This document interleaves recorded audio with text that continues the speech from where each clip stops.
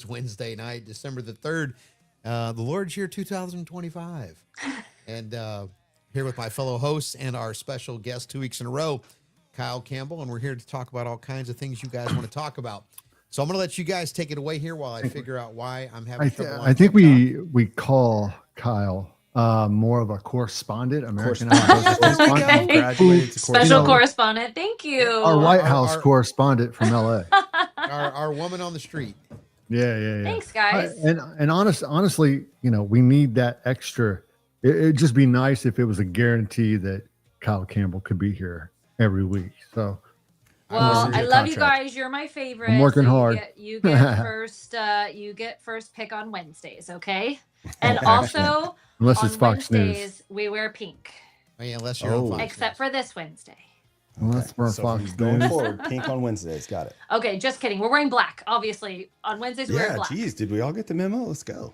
Well, so let's Okay. just do that. And also, I have noticed that every time I come on a Wednesday with you guys, something major happens. It's like it's like a heavy news day every single time. So I'm here for it. I love breaking news, and I like to boil it down with you guys. And this is such a great foursome. So please have me back anytime. I'm honored and thrilled to be with you guys and be your correspondent or whatever you want to call me.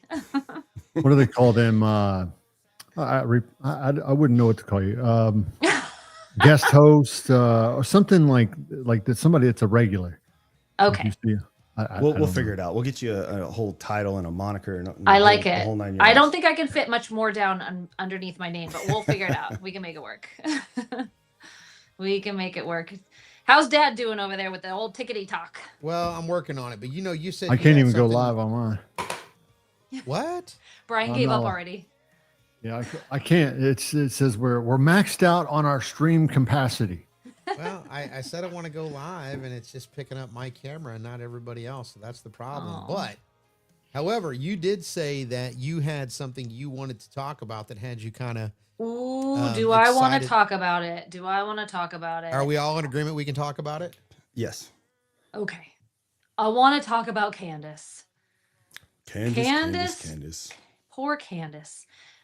We talked about this last week, but she has now come up with even more drama and more conspiracy that she launched yesterday, which prompted a rightful and appropriate response from the TPUSA team today.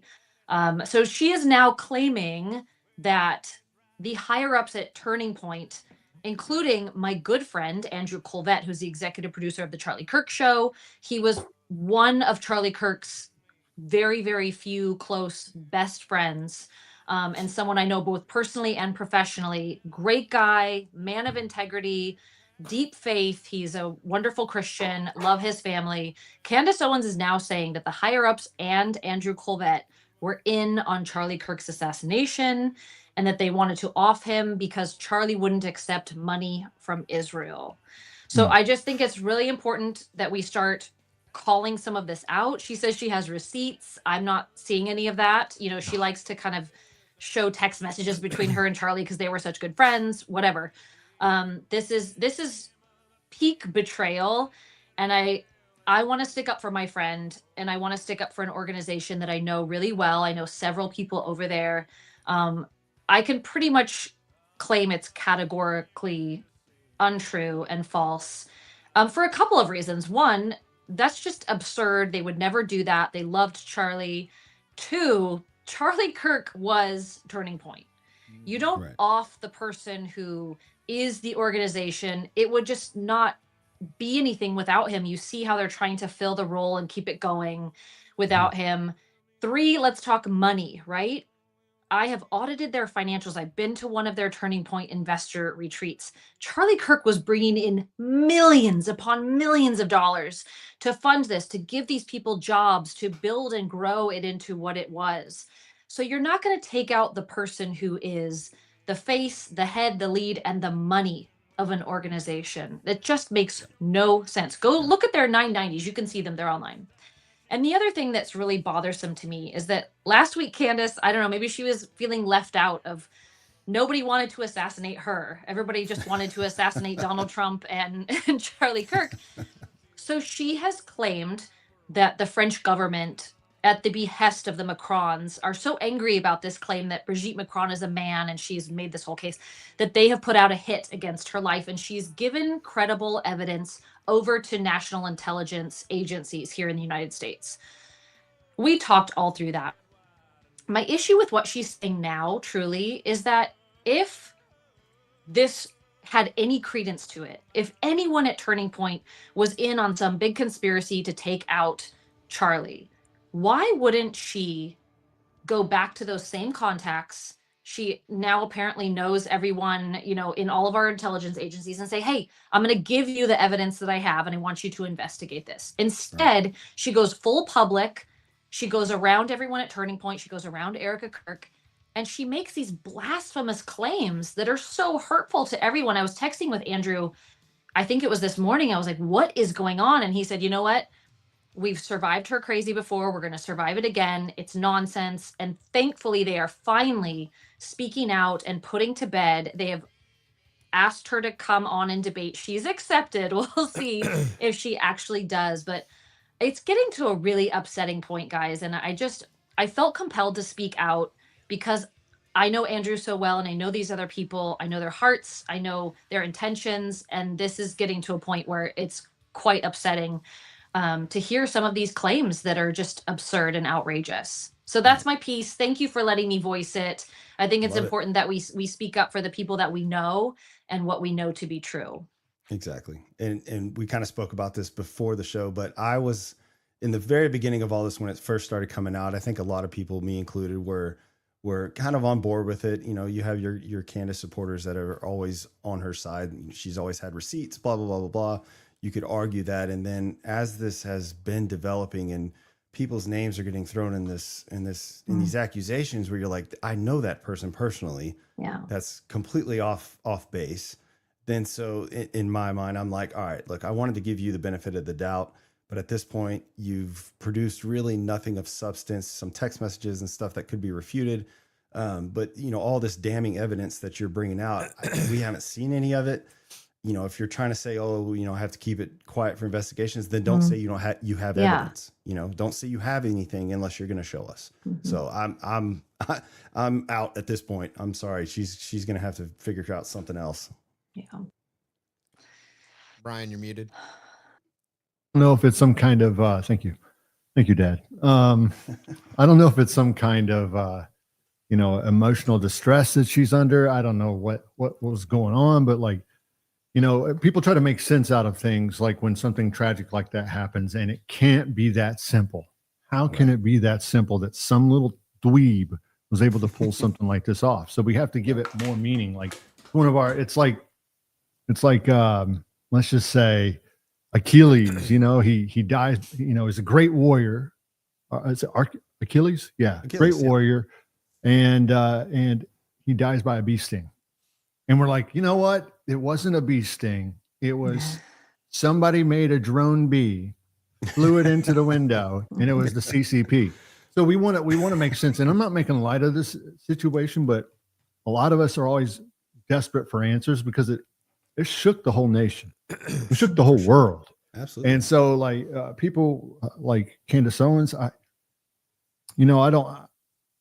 never believed it.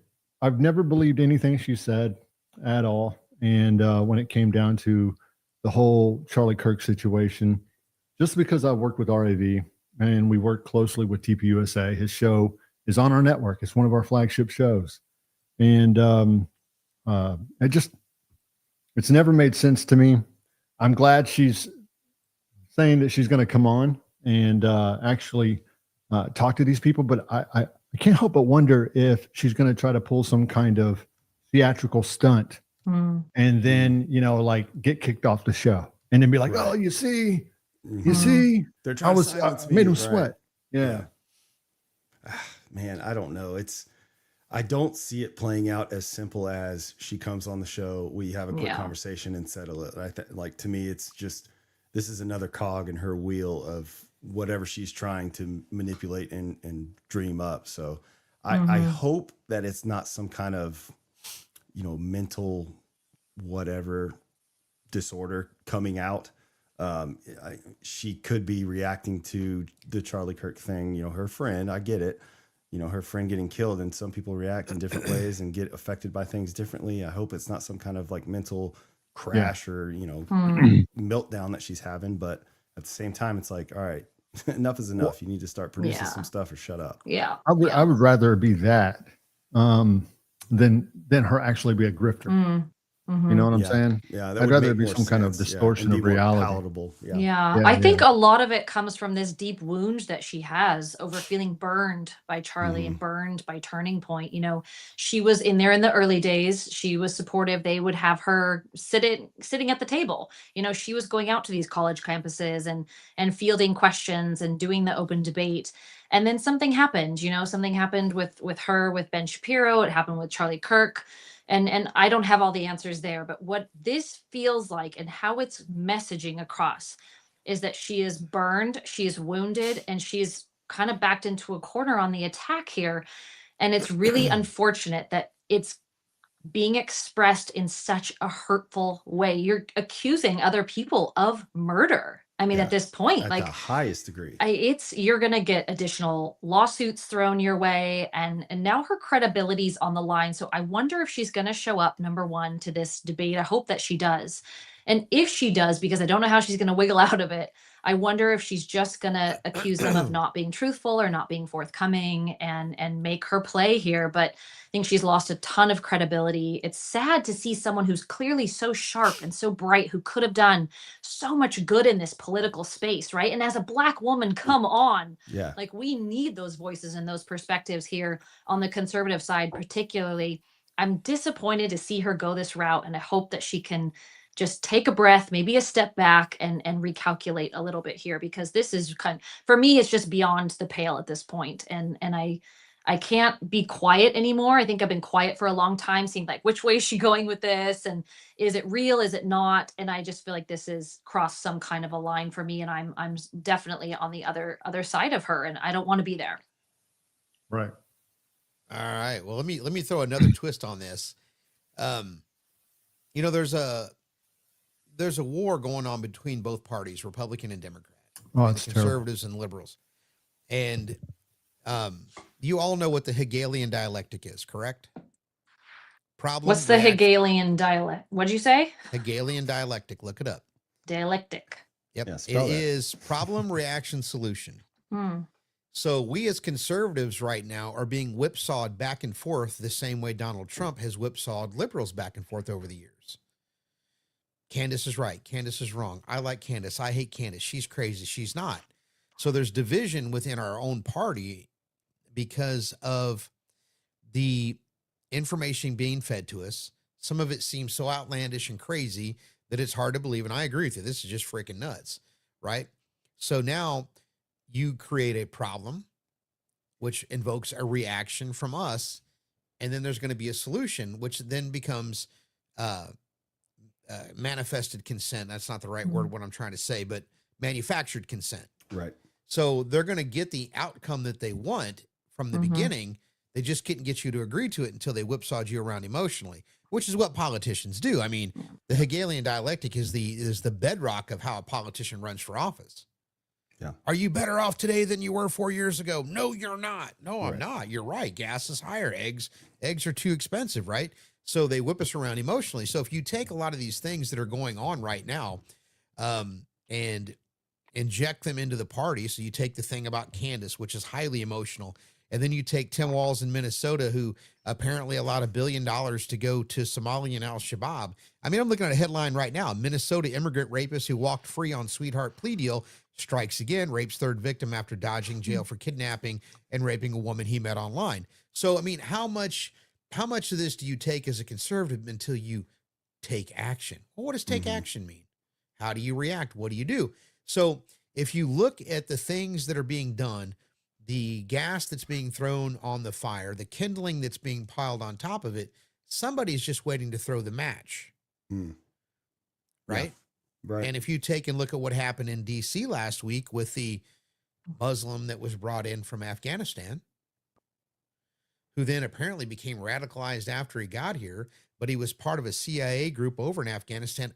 You see where I'm going with this? Yeah. The spaghetti bowl of information becomes so mixed up and so intertwined, it is hard to take fact from fiction.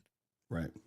And then whatever narrative that the news continues to pound on over and over and over then becomes what they want us to agree with. And I think I texted you a couple days ago, Brett, and maybe Brian as well. Hey, they're going after Tim Walz, because even the mainstream media is saying, well, Governor Walz, there was more money stolen from the state of Minnesota than it takes to run your prisons. Well, governors put people in prison. I mean, he's having to backtrack. Gaslight. So you can really see, once you understand the Hegelian dialectic, what they're trying to do. Well, Next up, one more thing. Next up, Pete Hegseth. They're going to try to take him down. And then if they say, well, the commander-in-chief is the one that told him to do this, therefore the commander-in-chief is ultimately guilty, so Trump's got to go. So they're trying to take him down over the Venezuelan boat strike, the double tap. Correct. The double tap strike. Correct. And so you just got to be mindful of the information that's being not just spoon-fed to us, but shoved through a fire hose at us. And there's a modicum of truth in all of it, right? But you have to be able to extract the truth to find out what really is going on. And they're going to wrap the truth in so many layers of shit that you really have to take the time, if you can stand the smell, right, to unravel it and go, well, here's the truth, or as much of the truth as I can find. So the division is going to be extremely, they're going to try to drive division as much as they can up until the midterms. And to follow up with that real quick, thank God in Tennessee, we got a conservative back in office. Man, they didn't lose. Barely. And that was close. And, I've got good friends that live in Tennessee, and all my family lives in Tennessee. And like, Jesus Christ, we barely won. So that just goes to show you that liberals, because of their hatefulness for Trump, would rather have a complete fucking raving maniac who says, I hate the city that I represent. It sucks. These brides and their bridal parties and the pedal. Nashville's awesome. It's a good time. That's the only thing that tanked her. That's the only thing that tanked her. Otherwise, she would be she would have won. Representative. So my point is, the American voter, quite frankly, and I might catch some hate from this, is fucking stupid. Right. Yeah. And what's scary about that whole Tennessee situation is she had so much damning evidence against her, and she still made it a close race. Correct. Well, Tennessee is not as red, I think, as people assume it is. It really has been inching more purple over the years, but Trump won it handily, and that was great. But they were primed for that. So when everyone fled from California and from Washington, Oregon, all of these other places, a lot of them went to Tennessee. Tennessee was one of the hubs. They went, Texas, really Florida. Tennessee was a big one, somewhat scattered to like Idaho and a couple of places. But you had this infiltration of people who are much more socially liberally minded, right? And that and other things, of course, have started to shift it. So we take the data from this recent special election, and we're thankful for the outcome. But you really had kind of a preview of what we're going to see in the midterms, right? Yes. With all of the unrest, with all the violence, with all of these immigrants committing crimes, and you have a military man who's straight-laced family guy, gonna served our country, gonna come in and clean up, versus a woman who the left has really loved. They've praised this type of candidate, and those candidates have slipped through the cracks and gotten into office in places here and there, right? Yeah. They think that money will do it, and she outspent him greatly also. So that's another thing you have to worry about as we come up to next fall.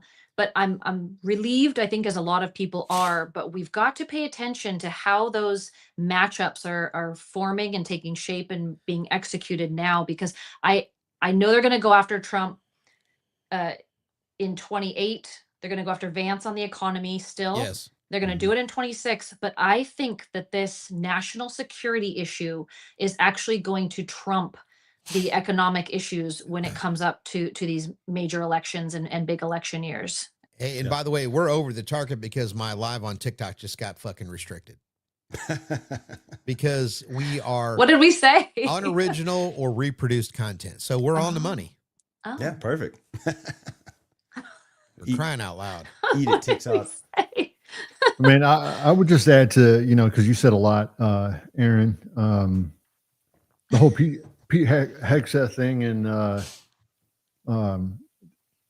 obviously they're going to try to do that. It's crazy how we've made the Democrats, fall in love with the cartels, and Oh, they love them. and cartel lives, They're great. cartel lives matter. They contribute to campaigns in large amounts. But they were clinging to the side of the drug smuggling boat, guys. and Why are you going to take them out when they're holding on for their lives? Come on. It boils down. It really boils down. There's just no way around it. Either this is all just a dog and pony show until the inevitability of everything that's going to be pushed on the American people, or it's so irreconcilable that there's no other choice. We can keep kicking the can down the road all we want, but how can we allow these kind of socialist policies? I was watching a video earlier of Joe Biden in 1989 talking about sending strike forces into the cartel regions and attacking these and calling them narco terrorists. Right.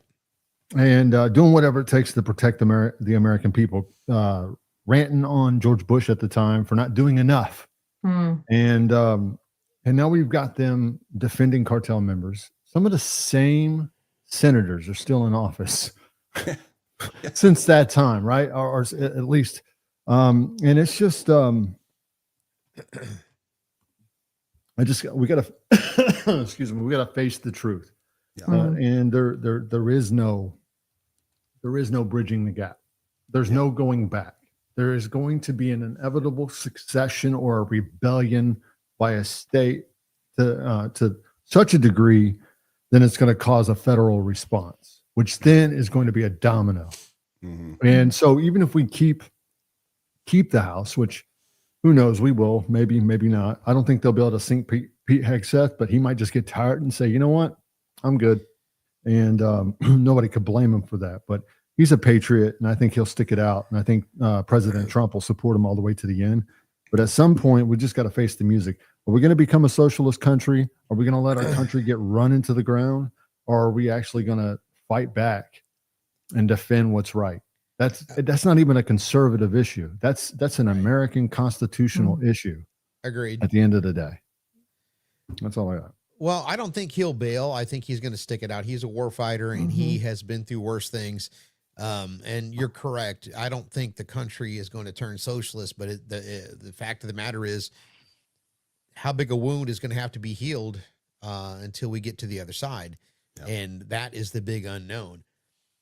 When it seems, sorry to interrupt, but it seems like things are getting more desperate from the left. You're having, like we were talking about, they're defending narco terrorists. If they've gotten to that level of desperation to where that's the kind of stuff that they're defending or trying to pin against us. I mean, the divide is so wide. It's like there's not much more desperation that they can throw on us before, guns and bombs start coming. Well, for lack of a better explanation. I mean, it's just get to that point. Why are we Well, not they're going anti-American, right? I mean, this is the 100%. point. They want to destabilize us from the inside out, and bringing drugs in correct. Is a big part of that. And so they have to be for the criminal. They have to be for the illegal immigrant, for the asylum seeker. Give me a break. This is part of a bigger plan, because once the country is destabilized and they can kind of infiltrate the election systems and stay in power really in perpetuity, they don't care necessarily what they have power or control over as long as they have it. Yeah. It doesn't matter. They're making money off the system. We see these politicians, coming in on $150,000, $200,000 a year salary to serve the people, and they walk out and they've got, $100 million in the bank. This is all a money-making, power-grabbing, control-grasping effort for them. And if it costs American lives, sadly, they're dead inside at this point. They'll do it and they don't care. But they know that other people are not quite dead inside yet. So they have to humanize the Venezuelan drug smugglers. And they have to wrap it in the flag and the Constitution and make claims that aren't true. And yet you get the low information, uninformed voter who's being jerked around emotionally one way or the other. Well, that's just horrible. They're blowing up fishing boats. No, they blew up a submarine. Fishermen don't go in submarines. Yeah, and You they know, don't have, quad 250 motors on the back of their What fishing do you- boat. Well, and Right, they're they also don't. not radioing the other drug smugglers to come and not save them, but save the haul, right? Like, Correct. come get the drugs and make sure it makes it to land. And if you go back, and I'm going to screw this up just a little bit, but didn't Obama drone missile strike American Yeah. citizens overseas 100%. without congressional Yeah, and then they approval? said, "Whoopsies, Oh, whoops, we sorry. made a boo boo." Oh, Yeah. we blew up a wedding where we thought there was a terrorist and he wasn't there, but we killed a bunch of Just people. kidding. Yeah. Not Yeah. And sight, it- whoops. And playing devil's advocate, I was listening to a guy who was talking about maritime law versus Mhm. regular wartime law, which the maritime law is a lot different than wartime. Yeah. It basically boils down to if there are survivors of any kind of strike, like you can't touch them. It's part of the maritime law, as opposed to when we were in Iran and Iraq. You see those videos of, they blow something up, there's survivors. All right, they'll come back and strafe it or whatever again. That's where they're clinging to be able to drive this Right.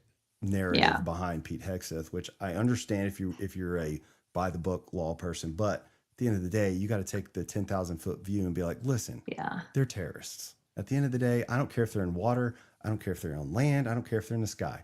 They need to be dealt with. Well, that's what Trump is claiming now. He says, well, if you think, blowing them up on the water's bad, just wait till we start picking them off on land. I mean, he's been very open about that in the last couple of days. Brian, go ahead. No. I got a lot of shit to talk. I mean, it's just like, Talk. it's like, why are we not blowing them up yet? I know we're doing diplomacy, that whole little dog and pony show, but have they done diplomacy with the American people and all the people who have overdosed on that stuff? Great. No, they haven't. man. They haven't, like, Great they didn't put a warning on the cocaine and say, hey man, this is highly addictive. They didn't try anything. They don't care. They want the money. They don't care about human lives. Just like a lot of these people who are sitting on Capitol Hill, they don't care about regular folks. We're peasants. And Right. so like, it just blows my mind that we're even having this debate and, in America, when at the end of the day, they've killed millions of people, millions, more than Al-Qaeda, more than Boko Haram, more. And a lot of them are funding those groups. And so, but we look right past all that. and smuggling money. And then we've got the CIA, and I don't know what to make of this thing. And is it for the people, by the people? Absolutely not, according to what's been going around and the things that they're associated with in the drug trade and everything that they were a part of, smuggling it into Los Angeles back in the early 80s. Oh, yeah. And it's just mind-blowing that we so like trip over our own shoes all the time in this country. And then you have people like you said, Los Angeles. You look at Freeway Ricky Ross, and that's exactly who you're talking about. Yep. And you've had him on multiple podcasts since he's been out of prison. And I think Gary Webb wrote a book about that as well, and they killed him for it. I don't know how you commit suicide by shooting yourself in the back of the head. It's tough. But Freeway Ricky Ross will break it all down. I am the one who introduced crack into LA, into the ghetto. And here's how I did it. Here was my connection. It happened to be a guy from Central America who had CIA links, and on and on and on. He lays it all out. Yeah. Right. Why haven't we gone into Mexico, man? Well, I mean, I think we're laying the groundwork for it. But you go back to talking about the Congress doesn't care, and I would say it'd be 98% of them don't care about the U.S. taxpayer. They're vampires, and we're nothing more than a blood bag. Meaning we're donating our cash via taxes in order to feed the coffers so they can turn around and strategically pay that money out to the people that they know that will continue to put them in power. Because for them, it's not about money. They've already got the money. Once you get into Congress, you're nothing more. You're a rock star. You're better than a rock star. You're better than a movie Now, star. yeah. Well, they You become are- so detached from reality. Correct. And Well, we normal can't- people, they don't care. We can't forget who's really truly in charge and pulling the strings. And that's Obama still. He's down the street on Pennsylvania Avenue, and he is really, truly moving the current in the waters below the surface. And what's interesting about Obama is that he is of the decolonialization mindset. So when he came into office, he immediately, remember the apology tour he went on, the international apology tour? He took the bust back to, England or wherever. His whole perspective is that America is too high and mighty. We shouldn't be the shining city on the hill. We're Correct. too big for our britches, and we need to equalize and bring down to everyone else's level. And you can really see that still just sort of steeped into everything that mostly Democrats are doing now is just bring America down, bring it down, sell the farmland, let the terrorists in, let everyone else infiltrate and have babies and establish Sharia law and counter the Constitution and these super hyper liberal federal judges. I swear a day does not go by when I God, don't hear every single a day. federal Well- judge has struck down what anyone This is someone why- sneezes and the federal judge is like, Yeah. you can't This do is- that. Go ahead, Brian. No, I was going to say this is why that I done lost my train of thought. Dang it. Go ahead, Aaron. You got Well, him, Aaron. how do you allow We need to people? have a little Brian loses his train of thought counter at the Right. bottom Yeah, of yeah. all Well, our no, no. shows. When Yes. he said something, We'll put a clicker up there. I know what it is. Wipe it on the board. He's 0 back. days. Yeah, yeah, No. yeah. It's this is why like you look over to the CCP and you ask yourself, or to China and you ask yourself, how did they get there? And then you look at Russia and you ask yourself, how did they get there?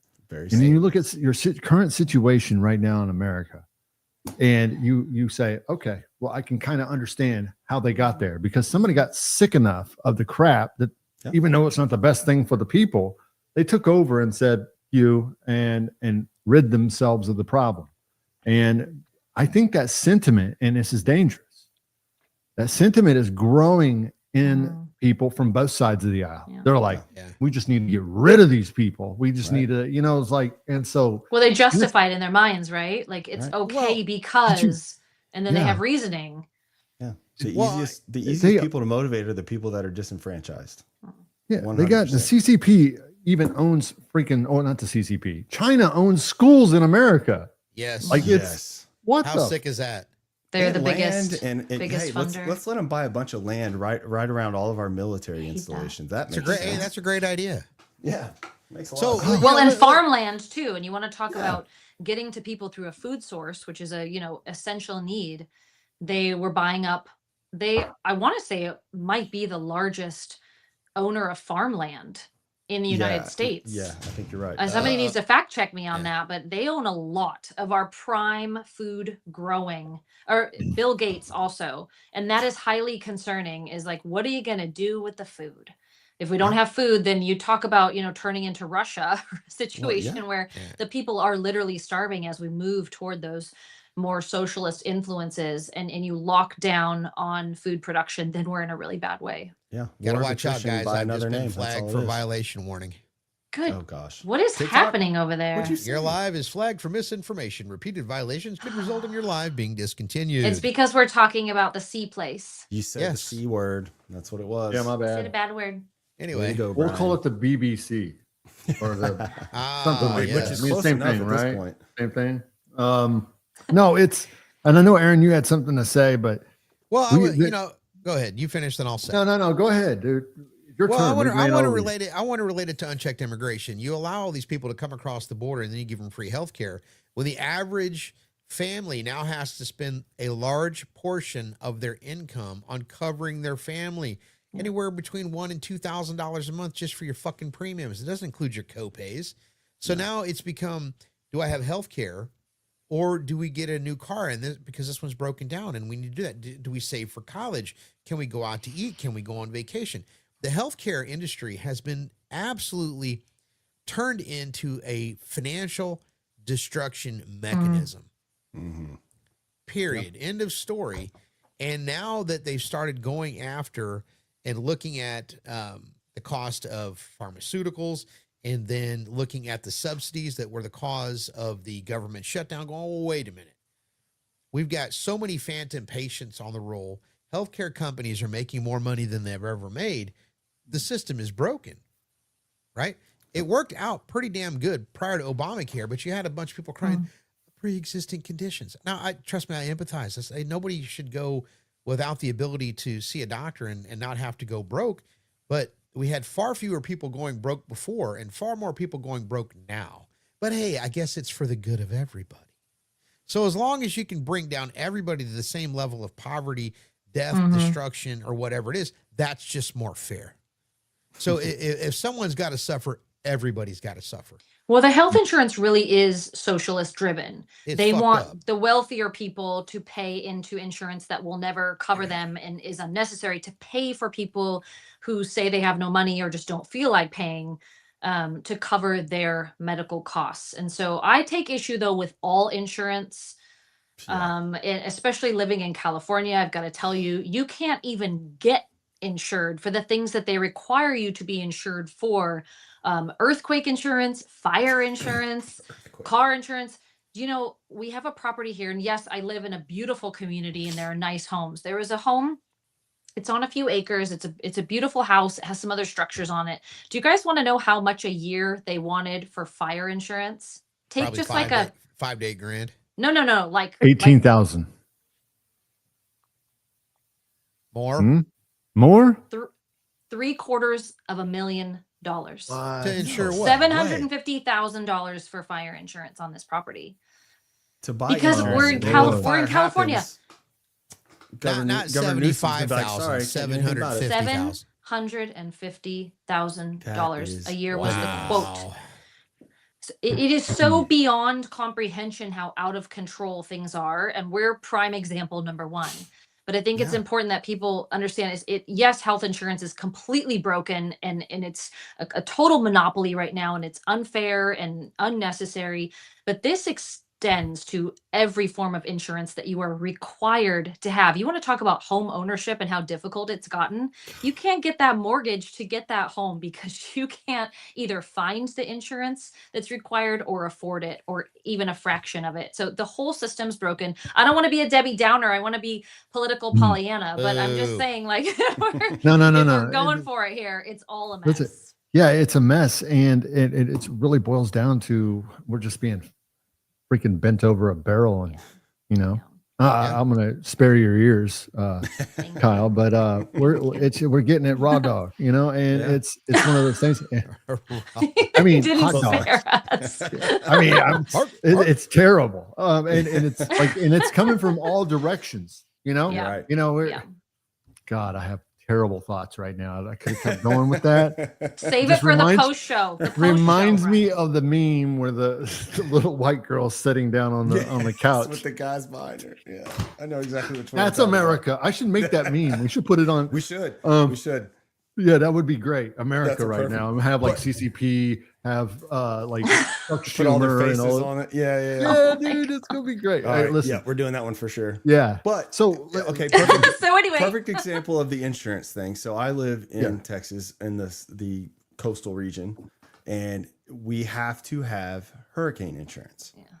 And once TWIA got involved, the government wind insurance, whatever the hell agency it is, once they realized that, hey, they've got a handle on everybody in the Gulf Coast, they just the rate skyrocketed. Like when I first bought my home, I think my TWIA rate was, I mean, you actually didn't even have to have TWIA. The insurance companies would cover your windstorm or hurricane within their insurance.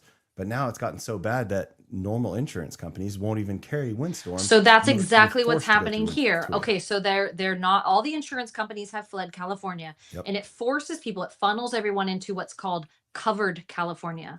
And covered California is a total scam, and it's your only choice, and you have to have it. So just like health insurance and Obamacare, they're doing the same thing to you guys there in Texas, and they're forcing you because no other insurance companies will touch it, and it's No. a total scam. Which Well, I you know, understand from the insurance company point of view, like, yes, you're basically forced to be able to cover people that are going to definitely see a hurricane within their coverage time period. But at the same time, it's like you're forced to choose from one company, which is a monopoly, which Yeah. we should be 100% against. But because it's a government corporation, then it's fine, which is just it's complete bullshit. But Well, we can't do anything about it. And people need to understand, insurance companies didn't pull out of California out of nowhere. They let the state know that your policies regarding cleaning up the fuel that ignites these fires suck. You are doing nothing more than just stoking this, the stove full of fuel, just waiting for the right environment to happen. And you really need to do a good job of forestry management, which California said, well, we can't do that because it'll it'll upset the ants or the crickets or the owls or whatever Yeah, bullshit yeah, they yeah, came yeah. up with. It's true. It's true. And then they said, well, then you're going to have to allow us to raise rates because, you know, insurance companies have some of the best mathematicians in the world. The actuary tables, they know, they understand what's going to happen. You throw the new variable in and we've got an increased risk of fire based on that. So based on how many insured we've got and this, and this, we need to raise rates X. Well, then they pass laws that say, well, insurance carriers, you can only raise rates by, and my math will be wrong, but 10% or whatever the limitations are. And they're going, well, wait a minute, based on our actuarial tables, the cost of real estate, the cost of replacement, this, and this, we really need to raise it 35%. We realize that's a shock to the system, but in order to ensure we don't go bankrupt, we have to raise rates. And what people don't really understand about insurance is it's a shared pool of risk. Right. Right. We pour all our money into a great big pot and we're helping take care of somebody else when they have a loss. Right. And then we hope in return, the insurance company has a nice big pool of money when I have a loss that I can be taken care of. And if that shared pool of risk has so much risk in it that any large scale catastrophe will deplete the funds and wipe out the insurance pool, well, then everybody's fucked. Yeah. Right. And normal people hate this kind of stuff, man. I mean, you start to look at it and you're like, why the fuck is this happening? Yeah. And why is this all this red tape and all of that? Right. So. Well, and why are we paying federal income taxes so Tim Walz can give it to the Somalis who then can take it and send it to Al Shabaab? And how did these guys get away with in the food thing at the restaurant that says they served 18 million meals? Yeah. And I think the entire restaurant capacity, you know, could maybe seat 50. By Well, no design, that's how they got away with it. No Oh, one's yeah, of paying course. attention. It's Clearly, you have an entire advisory system of no one paying attention and no one Correct. understanding what their job is. And this is where we always comes back to the money. And we're seeing today leadership, political leadership, and seat holders being put in there, not because they're a great candidate and they want the job and they go out and they find donors and people with money to support them. Puppets. The money comes underneath someone who can be controlled, who is a winnable candidate.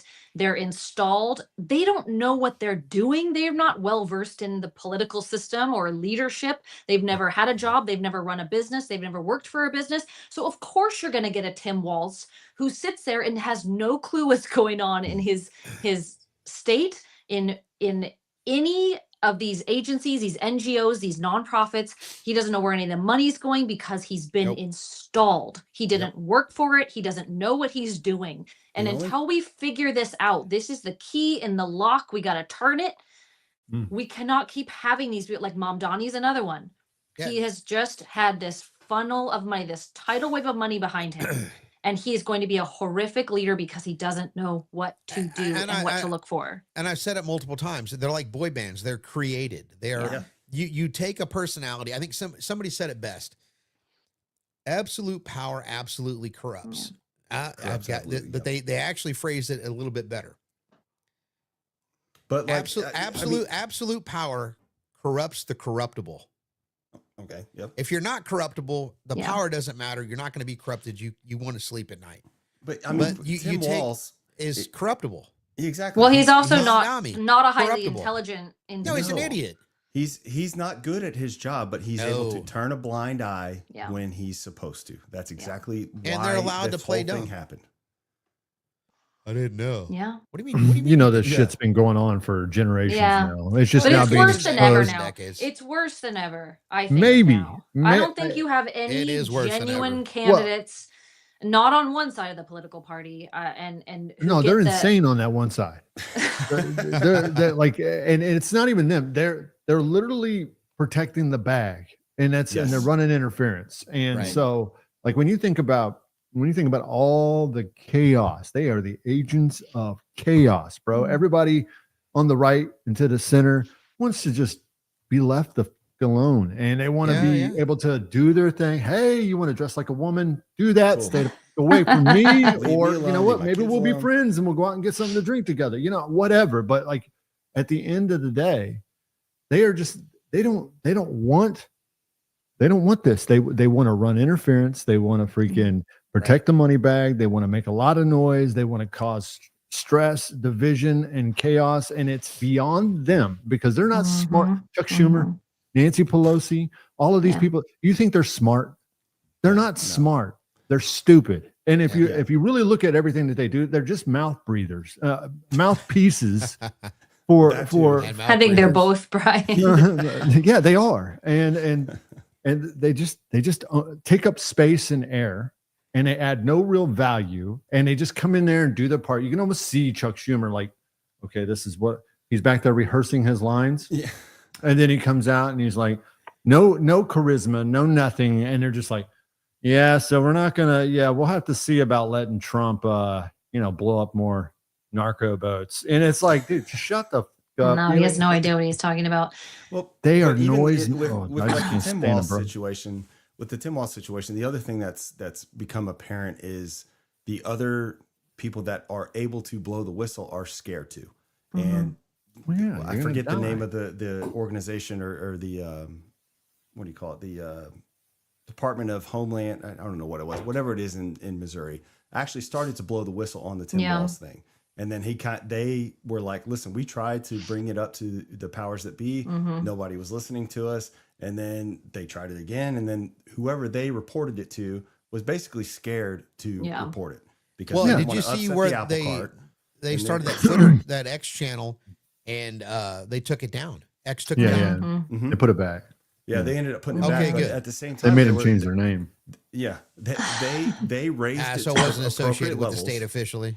Yeah, they rose it up to the appropriate channels, and then it was whoever that person was like, all right, I'm not going to be that guy that blows the lid off of this thing. I'm scared of whoever I have to report to. So that's the other thing that the Democrats use is that fear of being ostracized, outed, or whatever whatever they're threatening. But that's part of their game. Well, there's a legitimate fear though, because think about it. How many times do we see someone exposed? Rightfully so. It's horrible corruption, illegal, this, criminal, that. And then they wiggle out of it. The consequences don't land. And so I do think there is legitimate concern about being a whistleblower, even though I also think it's a little bit easier to be a whistleblower today. You have a little bit more protection than you did before. But it's good that they're coming out. This one was so bad. And I know that they're investigating, the administration's going to investigate this, but I am hopeful, I think, as a lot of Americans are, to see Tim Walz suffer some consequences more than having the president of the United States call you retarded, and my favorite, awesome. It was awesome. And also my favorite part about that was that Tim Walz immediately went on X and said, well, why don't you show us the MRI? And everyone's like, you are so retarded that you would say that and think that is going to show what you think it's going to show. Yeah, it doesn't. So say I'm glad that it's on a the little bit MRI, more, dude. it's a little bit more socially acceptable to call someone that. I don't love it. I don't like the going low and the name calling. It's not my favorite, but I think that Tim Walz is deserving of some serious backlash over this, because I mean, every single person who pays taxes in that entire state should be absolutely livid. And the government should really just hold him to account once and for all, and set the precedent that this is how we're going to deal with this. And then please hop on over to California and sit Governor Gavin Newsom's Benunu down in a chair. We're going to say Benunu today, Brian. Right. Yeah, and a list of names from Kyle. Yeah, go down the list. Gluteus. But I mean, Okay, Maximus. so if you're here's how I kind of see it in my mind. If you're going to go after Pete Hegseth for helping Americans by eliminating narco terrorists, you have to go after Tim Walz, because that is 10,000 times more egregious than anything that Pete Hegseth has been accused of. Yeah. So I mean, this, the disparity of the justice system obviously is a problem. But look, I mean, let's put some effers in handcuffs. I think that's pretty impeachable. I don't know about you guys, but I think he should be ousted for that. Maybe at the least. Run him through a quick impeachment, and throw it out so he can get back to business. Like Bill Clinton, just give him a quick impeachment, package it up. He's not guilty or whatever. But it's dog and pony show. Dog and pony show, because that's all this is. Yes. That's really all this is. Yeah. And maybe Tim Walz is the fall guy for all the noise that that can be made out of the Epstein list, right? not to bring that back up, but where's that been? Yeah, that just disappeared. I mean, where's supposed to be that? out by They now, have wasn't they it? have a time frame, don't they? Yeah, Didn't they I give know, it but 30 right. days. Yeah. The Democrats have and just like that, I saw this meme the other day. The Democrats stopped talking about the Epstein Look, list. I just want it out and done. Let it come out. S- Be done with it. Every single time anything happens on planet Earth, Right. you hear a Democrat say, "What about the Epstein?" Like, stop. So at the end, I think we're just headed. I don't know, man. There's just so much going on. It's so much going on, and that's by design too, so that we're all just like bewildered. Yeah, but you take it one at a time. Look, this is death by 1,000 cuts. That's the strategy. But you take them one at a time and it gets done. Look at the way the administration has operated since January 21. You're going to unwind everything Biden did. You're going to take it one step at a time. They're getting a lot done every day. Get Doge in there, get it cleaned up. Yep. It's going to take the full length of the administration's term to get this work done. And I know it's overwhelming. 100%. I have this thought like every other day, like I can't, it's too much. And also I have that sickness where my head's in it and I'm reading every single, piece of news and story every day. But then you take a deep breath and you say, pick one thing and you get that one thing done and you just keep going. And I think this is the right team to get this done. And so I don't want to see Tim Walz get away with anything. I think it's outrageous and I want to see the right thing done and consequences applied. But again, this is my Pollyanna mental illness is that I think the right thing should happen. I just do. Yeah. And I won't apologize for that. No, absolutely not. Well, and it goes back, problem, reaction, solution. There are so many problems being thrown at us that is really hard to sort out what we should really focus on. Yeah. We started off talking about Candace, and then we pivoted to Tim Walz in Minnesota, and then we talked about Pete Hegseth. So if you overwhelm the system, you overwhelm the mind. That's exactly what they're doing. The idea is to get something past you, and get it past you so far that there's no coming back, and then they do enough damage then to achieve the goal that they're after. So we have to remain vigilant and pick and choose the battles. The battle right now is not Candace Owens. I mean, as much as we want to, that's tabloid shit, to be quite honest right now. Really. In the grand scheme of things, that's tabloid news right there. What we really have to focus on is the Department of Defense and Pete Hegseth. Yeah. We can't lose control of the Pentagon. No. That's a problem. Yes. That is a straight up big deal and a big problem. And that needs to be focused on. And then from there, it is going to be the economy. I'm an armchair quarterback when it comes to the economy. I work in the money world. I am not a PhD economist. All I can go with is my gut, my lying eyes, as the government likes to call it. Wages aren't keeping pace with inflation. The price of homes is too high. The gas is too high. Eggs are still too expensive. Now, while we've started to see inflation moderate, we really haven't seen prices come back down to where they were in 2019. Well, why is that? Well, it's a combination of things. One, supply and demand. We still don't have enough supply to meet demand. Housing, for example. And then looking at corporate greed. Now, I'm not saying every corporation is greedy, but it's just like anything. If we raise it 50% and back it off 20, people feel like it's a win, but we're still making 30% more than we used to. And no one's none the wiser. They just know that the wallet is not being pressured as much as it used to. Now, for the longest time ever, even all the way through COVID, chicken at Costco was $1.79 a pound. And you get those packages. I think there's 6 or 8 to a package, right? Yep. I was out at Costco today, $2.99 a pound. So how did we go up over $1 a pound? Well, what's going on with chickens? I thought we got through the bird flu nonsense. Chicken Mageddon, right? Yeah. I mean, is McDonald's sucking them all up for? No, they're just making them in the 3D printer. Remember? That's correct. Right. Campbell soup style, right? Competition. Favorite stuff. So that being said, we just don't know what we don't know. Other than my wallet is still being impacted too hard. Yeah. Gas has started to come down. That's great. I mean, I drive a truck. Anything that happens and comes down is fantastic as far as I'm concerned. But if the president can't get out with his messaging ahead of everything that's going on, then it's going to be a real big problem for us. us. I think that's the key. You said it's a messaging issue, and Aaron, you Yes. know a lot more about economics than I do, but what I do understand is that what the American public expected when Donald Trump got back into office was he would wave a magic wand and all Correct. of the sudden everything would normalize and Yeah. get back to Correct. kind of base. And when you're talking inflation levels off. Yes, it does not typically go backwards, right? Like we have to set our expectations, and I think this is the biggest thing that the administration needs to do in this term is set expectations more realistically so that people know, look, we're waiting on all of this tariff income to kick in. The Correct. stock market's booming. You're harassing, Powell over at the Fed all the time. You've picked his replacement. I love it, but you can't have a strong, stock market and expect that those interest rates are going to be chipped away. It's a balance, and I think with people's lack of understanding about the economy. economic principles and how they all kind of work together in tandem, it's a yin and a yang, that things are actually going really well. But there was a lot to undo. Bidenomics was Yes. some of the worst, most expensive inflationary impact on our country that we have seen in a very, very long time. And so you have to take all of these different puzzle pieces together and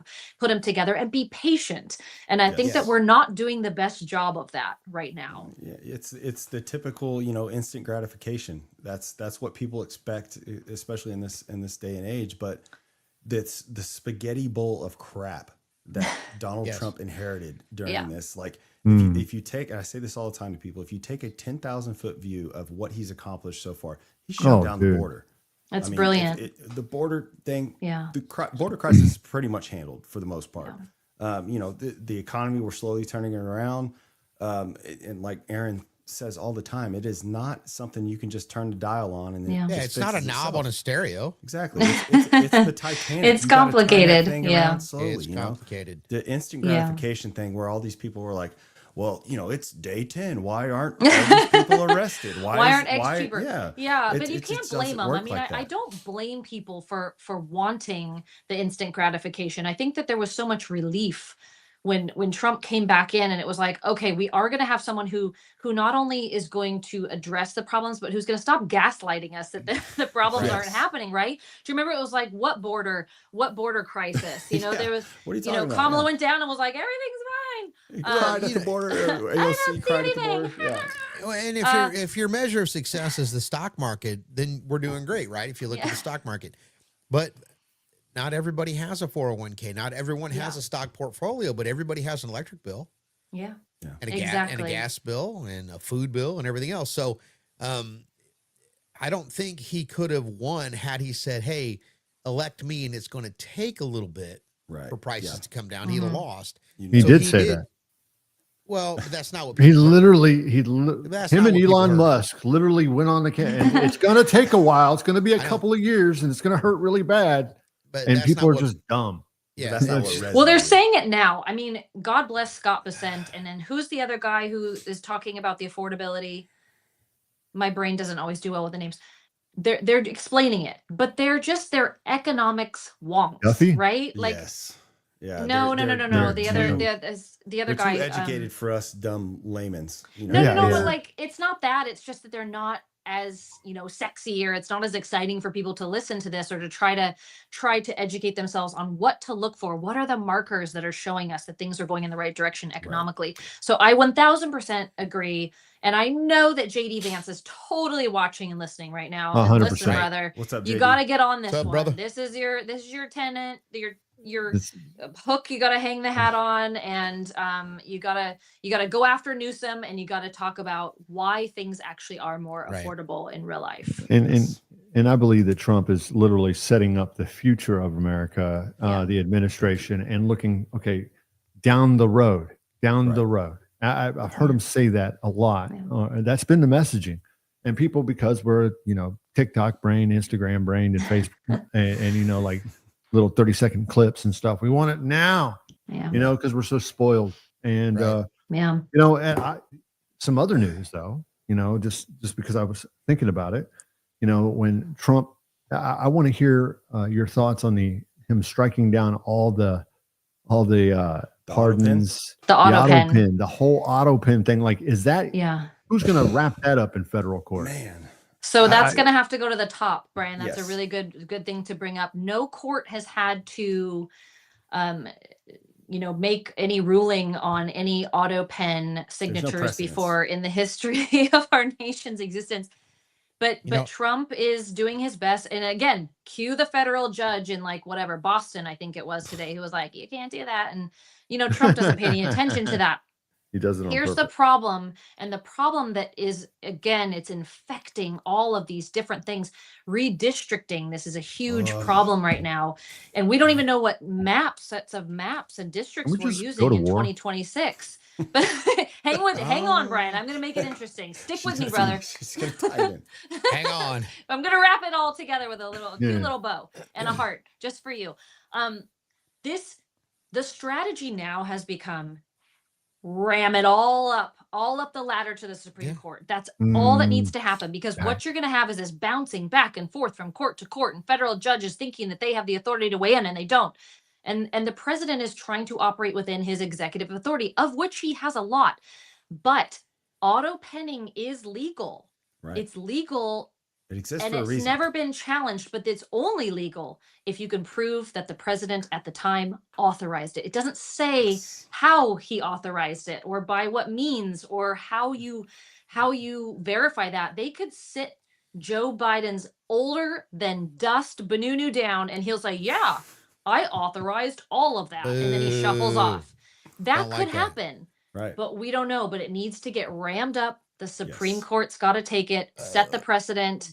But just generally, I will just end with this one piece of information. Generally, you don't rely on the auto pen to pardon 5 of your family members and your own son when you verbally communicated to the entire nation time and time and time again that you wouldn't. I think Hunter Biden right now is sweating, not from all the coke, but for the fact no, he's pissed about coke. Pardons. Did you hear about the cokeflation that's going on right now? And you said that Obama, real quick, I know you want to finish this. Yeah. You said that Obama No, I'm done. is behind I should all of end this, there. right? Obama is behind a lot of this string pulling and all of this chaos that's going on. He's probably pissed about the narco stuff. His blow is a little bit more expensive than it used to be. And Their money's not as it's good. the money as- supply. Yeah. It's the money. It's the coke supply too. Hunter Biden's got to be pissed right now. But dude, he doesn't know He's what worried. doing now. So He's worried. no. But back to the auto pen. It's when I saw it, I'm like, I don't. It's going to go to the Supreme Court. We know that because you know how the game goes. Trump says something, they throw it in a lower federal court, then it goes to the Supreme Court, and he's like at 92%. He's batting. I don't see those getting overturned. I don't either. I just don't. And I think it's I like, and I feel like sometimes Trump does this just to say, you. Yeah. Check this out. It's the optics. It's the Well, optics. But if they're going to go after one, and if they have any kind of evidentiary proof to go after one, it's Hunter's, because he said it verbally to the contrary so many times. Yeah. But listen, when with him saying across the board unilaterally, I'm going to cancel all those. Now he's put them on the defensive. He went on offense. Right. Now it's on them to prove. Yeah. Now it doesn't Burden mean of a proof is on court. them. Now it doesn't mean a court can't step in and go, you can't do that. But that is yet to happen. So we'll see how that goes. So it's time that we throw shade their way and force them to be on defense. Yeah. Right. And have to deal with the lawfare that they're experts at it. I mean, if you want to take anything out of their playbook, lawfares, and they nailed that. Yeah. They wrote the book, man. PhD level, Jedi level lawfare. You got to put Hunter Biden on the circuit, man. He's got to start doing some public. I promise you, Saul Goodman works. He'd for probably these like guys. it. But here's the one thing that I hope to kind of tie this all up with a neat little bow, as Kyle says. What I hope during this presidency, because like I said, it's the Titanic. It's going to take forever to turn the ship around. I hope Trump sets all the pieces in place to where all of this shit can't go on down the road. Thank you for saying that. That's exactly right. That's it. I hope that he, and I believe he does. I hope he has the wherewithal to be like, look, it may not be sexy, it may not be instant gratification, but I know if I put these pieces in place, I throw this auto pen bullshit up to the Supreme Court to put some precedent in, that later down the road we won't have to deal with this crap. So that's my hope during this whole presidency. It's going to be, or the left is going to try to, throw wrenches in the system the whole way to the end of the line. But I hope he is able to get those pieces in place to where we see a brighter future. That's exactly right. Thank you for saying that, Brett, because what he is doing is stopping. He's so forward thinking. I love this about him. He's so strategic. He is thinking to the next term. Should it be Newsom or should it be a Democrat? God help us. But he's dumping truckloads of like quicksand in front of them. So if they think, oh, great, well, we'll just start pardoning everyone. We'll just start auto penning. And then the people will remember, hey, wait a minute. You tried that before. It was overturned. Maybe there won't be legal precedents over this, but he is trying to do that and throw those wrenches right back. You see him, he's catching them and he's throwing them right back. And I think it's a brilliant strategy. I love it. Gosh, man, he's got to be, he's 80 years old. He's going 12 hours a day. Dude. And it's shit slinging fest. It's all, a ton of it's coming his way. And he's Teflon, man. And he doesn't care. Teflon Don, right? So, but like, no matter what, I mean, you just got to get handed to him. And I do agree with you both on, I think he is setting it up for the future, not just for the auto pen, but also for the economy and also for, we saw that with the Trump accounts and things like that. So, but when his term's over, if he survives it, which I believe he will, it's going to be nice to just kick out and just be like, whew, I'm done with this. I don't know if he'll be able to sit still, but it's, I just can't imagine being in his position. Can I tell you what I loved? I don't know if we talked about this, if this had come out last week, but the first lady decorates the White House for Christmas and she did such a beautiful job. And she was probably like, Donald, come see the decorations. And then he walks in and he has no idea. And she just walks him past that downlit, framed needlepoint picture of his mugshot. And he probably just had a moment there together. And he was probably just like, I love this woman. And she probably was like, this is the most attractive you have ever been. And then memorialized it in the Christmas decorations. We're just going to be so bored when he's not our president anymore. Yes. What on earth administration, what first lady would decorate the White House in Washington, D.C. with a needle-pointed framed version of her husband's mugshot? I couldn't have loved anything more. I can't see that ever happening in our lifetime ever again, of having this type of celebrity status in the White House. I'm hoping JD Vance is saying right now, hold my beer. Hold my beer. Could happen. Could happen. Will he have the what do you call it? The brashness in the Trump style tweets and stuff? Absolutely not. I don't think anybody. I don't think anybody will ever meet that. But I don't think JD Vance will take that page out of his book, clean it up, polish it up, and then take it down the road. I hope. Well, be lethal. I think he'll be lethal. Yeah. Until we have a more educated population, unfortunately, the way Donald Trump has been running his campaigns is going to have to remain the same to some degree. I agree. You're going to have simplified language, because Hegelian dialectic that just made people's eyes glaze over. Couldn't even spell it. Right? I had to double check it. Right? So I mean, you're going to have to take these complicated psychological warfare tactics and break them down into dummy terms. I mean, Hegelian dialectic for dummies. Right? There you go. And you have to break it down, because if you do it right, and which I think Trump has done rather well in the two campaigns, it got him elected, is he simplified the language. He certainly didn't say any more than he needed to. That's for sure.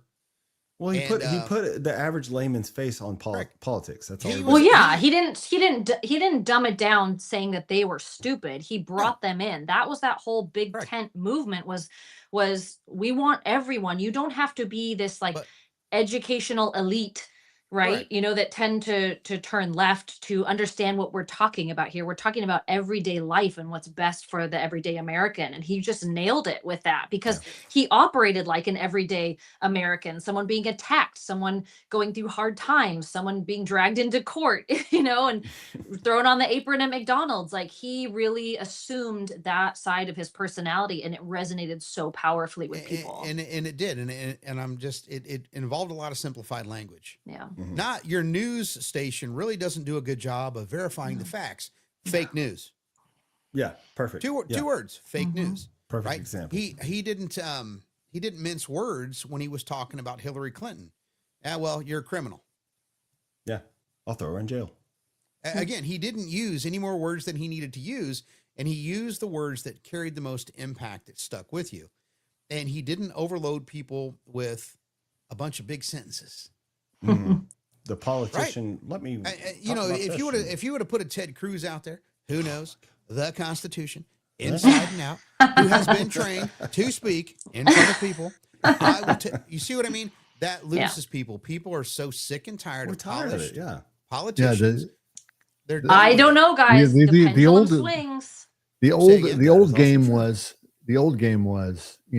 lose them, and then and then you can do all this shit in the background. Confusion, and then nobody participates. The new game is simplify. Yes. Then everybody gets upset and everybody gets involved. Because and so go ahead. You've got, that's literally my point. That they're, you can even see the Dems now taking chapters out of the playbook. Yes. And they're like, okay, let's just simplify and rile the base. Well, if you think about it now, there is more people involved in politics right now than ever before. Me personally, I was, quasi involved in politics, but when this Trump thing happened, it was like, all right, he's speaking to me. Yes. I understand what he's saying. I feel like he's representing me instead of these polished politicians with their little hands and their, we don't care about all that. So for me, it's like he's speaking to us. More people are involved than ever. We're starting to pay attention. People like us, this show, that we're able to speak with other people that are like-minded and get our points out and be able to articulate what's happening in politics for most people to understand. And that's the biggest thing I think Trump has done for us. Well, the reason he is able to offer that plain speak is because he knows what he's talking about. He doesn't have to flower it up. The Democrats typically use that kind of language, that elitist, that kind of complex, messy word salad language as a beard, because they can't explain to you what they're talking about. They can, when they'll speak it, they get asked a question by a journalist and they get flustered and they have to kind of repeat the same thing again. It is covering up for the fact that they have no clue what they're talking about. And I think that's, again, what resonates so well with Donald Trump is he'll let the press corps just come in and sit and watch everything. And he'll field questions all day long. They're yawning, they're tired. And he's like, who's next? Because he knows the answer. And that's a real determination and delineating line that I think that is really important that people understand. Is it's not that we're, dumbing down this language. It's that you don't have to inject anything, extra into it. You know what you're talking about. This is what it is. It's plain speak. Exactly. Yeah. They'll do whatever it takes. I mean, you got this guy going 12, 15 hours a day, doing all these press conferences, taking questions, signing executive orders, doing this. And then they're like, yeah, he's in mental decline. He's 80 years old, bro. I get flustered over about 30 emails a day. Like this guy's just fielding, like, good God, he's a machine. Yeah. Like, I'd be Candace Owens right now if I was President Trump. I'd be off my rocker. Dude. That guy is he is a machine built for this type of work. So he was built for it for such a time as this.